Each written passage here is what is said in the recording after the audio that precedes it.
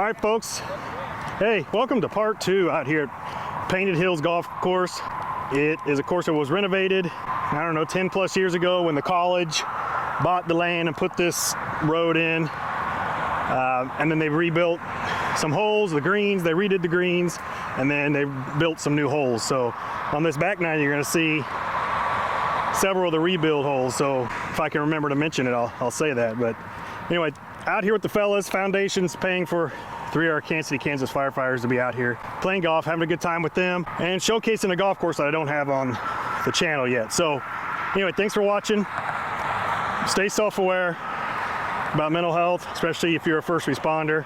If you feel yourself changing, being angry at your family, please go seek help, all right?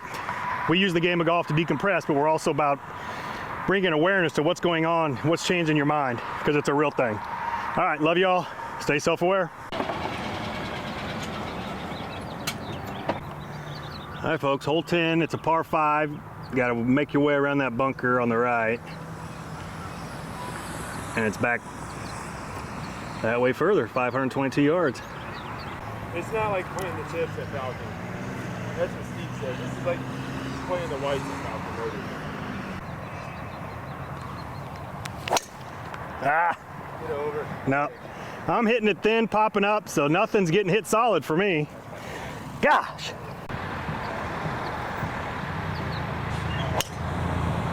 Oh, that would have been right at him, too.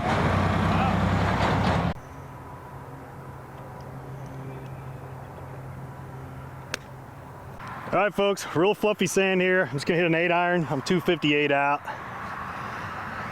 Wiggle down into the sand, choke down, ball in the back of your stance.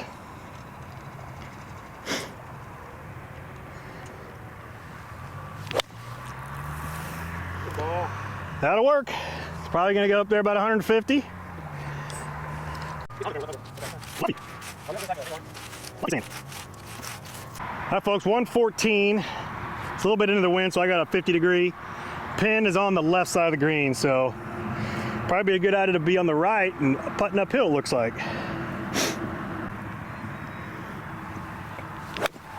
Not left like that and yank it. Ah, skinny.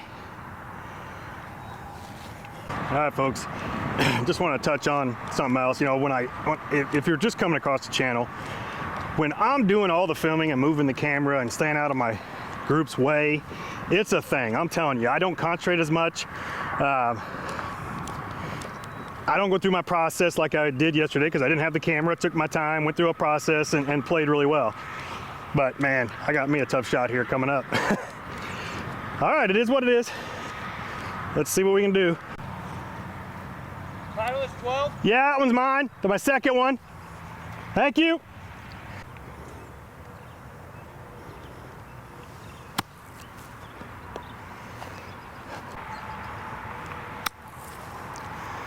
Ah, gonna be a double on this hole.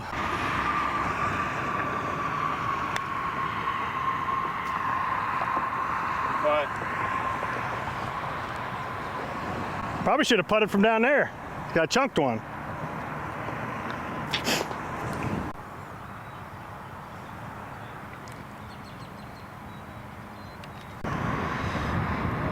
Yeah, it's one of the new par 3s. Again, 10 plus years old. I can't remember when they renovated. It's probably been 15 years, but beautiful par 3. Into the wind, I think. A little bit. All right, folks, into the wind. I got a 7-iron.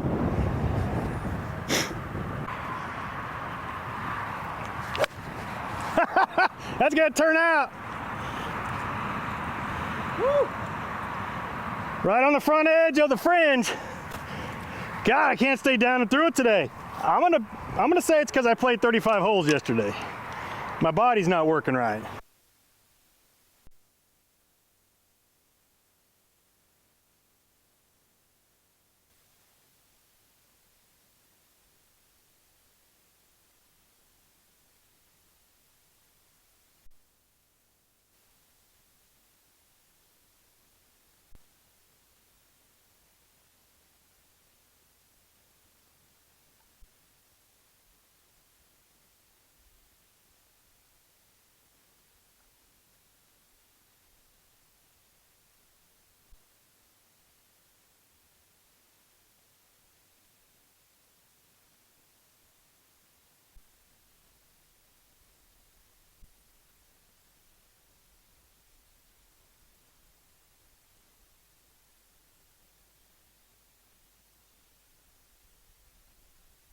All right, folks, I'm just gonna hit an 8-iron up and over these trees and get it back to the fairway. Just like that.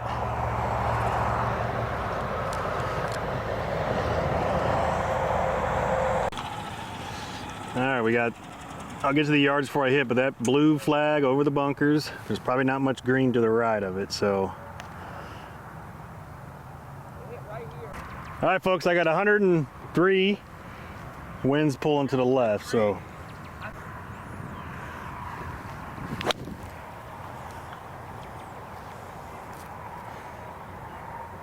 Nice. So roll down to the hole and go in.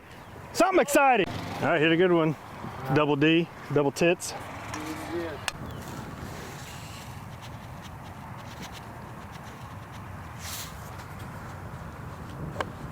All right, folks, I didn't catch that 54 great, but I still have putt for birdie.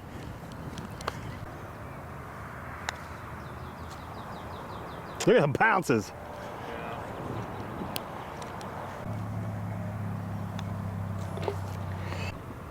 All right, hole 13, 151 yards down the hill, and the wind's blowing 163. 163. Because that's the fundamental. I want to get that first before I start doing, changing the lineup and everything. Nice. That's my best swing of the day. That's probably gonna be deep too. Oh. Nope. Oh yeah, Nice. it's been high. We're good. All right, folks, I got a downhill right to lefter. Yeah. Look at this guy. Oh my. In the hole. Oh, Nate dog. Dude.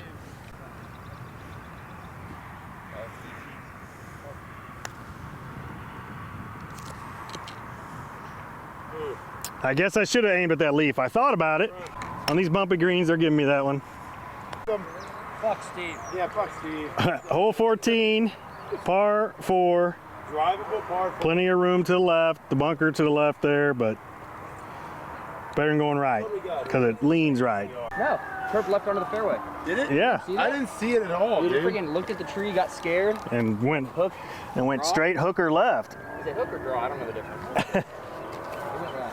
So hitting it off the toe is when you hook it? Yes, Yeah. but your swing path and all that It's too. definitely But toey. I felt it in the club face. You know, like when you- little Buttafuoco.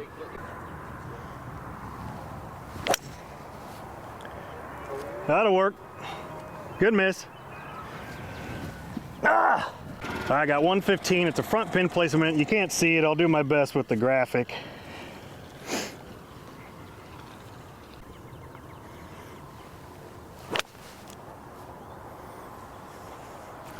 Should be pretty decent. Just a little left of the flag. Hope I had enough. All right, folks, I righted the ship a little bit on this backside after that debacle on number 10, which, you know, had a wedge in my hand and should have put it on like this. So I'm looking at where the pin is and the ball. I think my ball's, I don't know, 4 feet away. So not bad. Hey, that's a felony. Yeah.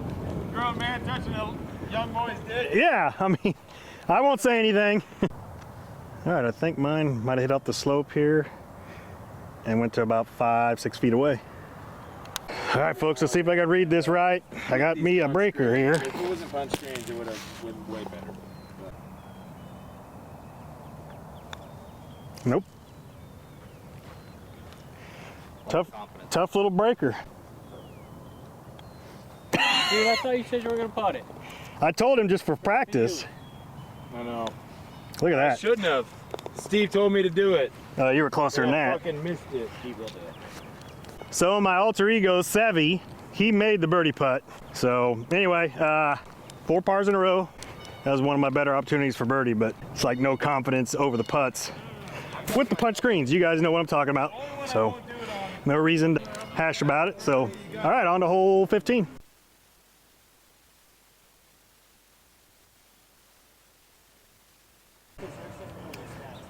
Just to the left of this tee box is the line, probably. I didn't know that. Not me.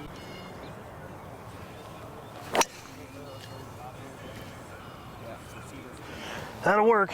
Didn't get the height, but again, we're climbing up a hill too, so it's probably higher than it looked. All right, folks, a little top spin runner here. It was 290 from those black tees. Looks like about a 30-yard shot. Let's see and get her close.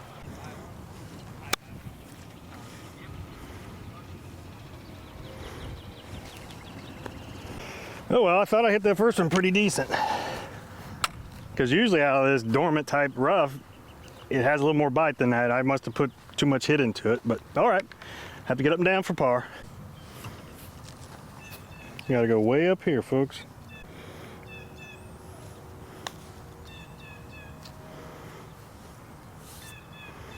All right, I'm happy with that. I don't know if I could have chipped that any better.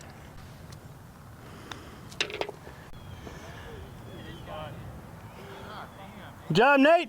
All right, folks, I paused the video because I have some golf history I'd like to share with you here.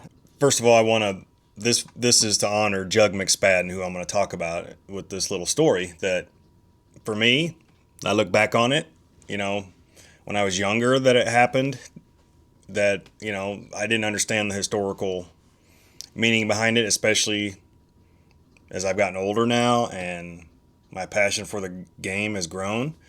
But that house that you see behind right here is where Jug McSpadden lived on the golf course here. But he's also their creator. He built Dub's Dread Golf Course. That was 8,100 yards. 8101, I believe, is what their logo is on their hat now. And he built that golf course to be the longest golf course in the world at the time. And this is back in the, you know, in the 60s. And he knew technology would be what it's like today. So he went ahead and built the golf course like that. And they have a monster mash out there where they stretch it as far as they can now, because that original course is not completely there. It's been changed with development and stuff like that. But it's still a long course, tree lined, hard course. If you've never played that, if you're coming to Kansas City, go play Dub's Dread. They're a big supporter of the YouTube channel and the foundation. But the reason I bring up that house is, and I want to honor Jug McSpadden, is because he died, him and his wife, because of carbon monoxide poisoning. It was before I was on the job, but I have talked to the people that ran that call, and sad situation. Talk is that as he was getting older in life, you know, forgetful, he forgot that he had the car running, and it took him and his wife. But another cool memory, there was a local sports reporter here in Kansas City that was at the Woodlands racetracks, but he also followed me when I played high school baseball here in Kansas City, Kansas. And we were out playing Painted Hills one day, and he got Jug to come out on, I believe it was the 18th hole or the 9th hole, and played that one hole with us, or teed off. I can't remember, but I do remember this, is Jug teed his ball so high. Let me see if I can get, I mean, it was high. It was a tall tee. I'm like, okay, you know, former golf professional, yeah, let's just watch this. And he took just, you know, I think he was probably in his early 80s at that time, and took just a little backswing, popped it right down the middle, probably went 200 yards, you know, after it rolled out. But it was impressive to see. And it's like, geez, I can only imagine how good he was back in the day, because an article I read about him is he had like 31 top 10 finishes, and I don't remember what year it was, but that's pretty amazing, especially, you know, think about what Byron Nelson did, winning 11 times in one year. So yeah, anyway, I thought I'd share that story with you to honor Jug McSpadden, that I got to see him hit one tee ball, and it was just a cool experience. But, you know, rest in peace to him and his wife, and thanks for building Dub's Dread. It's a historical golf course, and I think everyone, when they come to Kansas City, should have the pleasure to play that course, and knowing the history behind it. As you saw in some of those pictures that, you know, he had Jack Nicklaus and Arnold Palmer out there, and many other top-notch pros from back in the day. So anyway, on to the video. All right, hole 16. It's one of the trickiest driving holes on the course, in my opinion. I'll show you here. You can see a little bit there. Trees on both sides here. 390 yards, as you saw. You got a car? Yeah.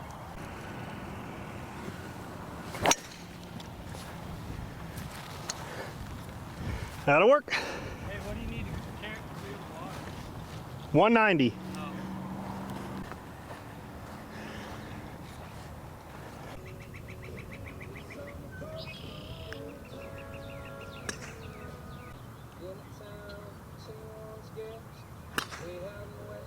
Okay, we're downwind, it's 105, and it's gonna de-loft the club. So I'm gonna go with the 58, a hard 58, and try to carry it to the front edge of the green.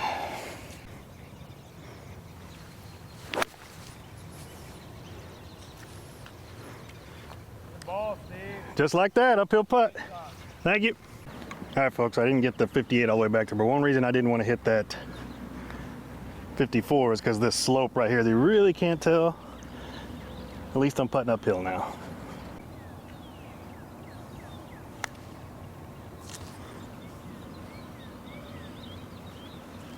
Good roll. Good speed. That's good, Steve. Stanley, good speed. Look at Nate dog putt. He's an insane putter. Hey, it's on. He needs to go to a miniature golf championship. Good putt. Oh, you got carbon shafts, huh? All right, 133 yards of this red pin placements in front, just beyond that bunker there. There's a ball up there, that's not ours, but I claim it if I don't hit a good shot. All right, I'm gonna try to muscle this pitching wedge there.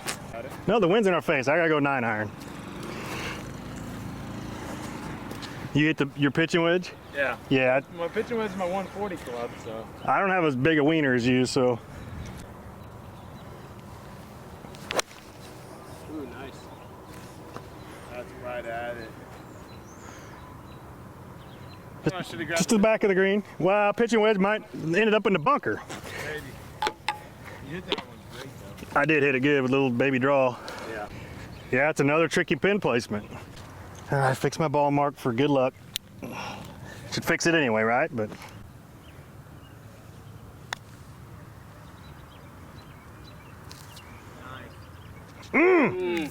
man, look at it still go away. How tricky of a. Just imagine if there wasn't bumpy and grass growth. It'd be gone.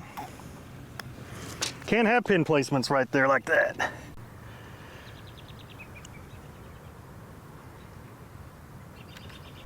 All right, as you saw, 297 yards is downwind. There's a bunker in front there of this green. Let's just see how close I can get. Pins in the back, so it's accessible.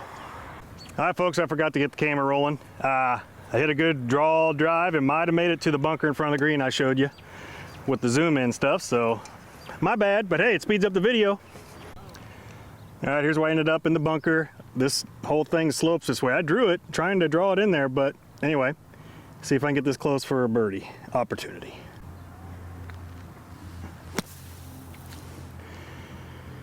Hit it too far behind it.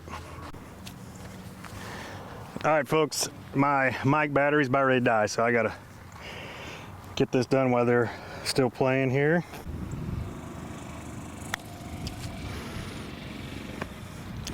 All right. All right, here's how we finish it out.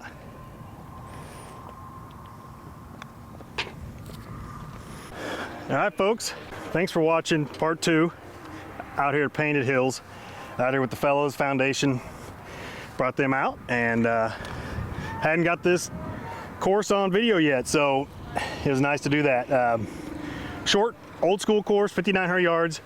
Man, I made a butcher of hole number 10 from 113 out and doubled it with a chunky chip. And anyway, like I said, when you're filming, man, I don't concentrate completely, read the putts from all the sides like I would in a tournament or whatnot. So it is what it is. I enjoy just showcasing these golf courses and trying to spread the mission through YouTube, through Instagram, through all that. So anyway, love you all. Thanks for watching. I think I finished 2 over on this side and 5 over total.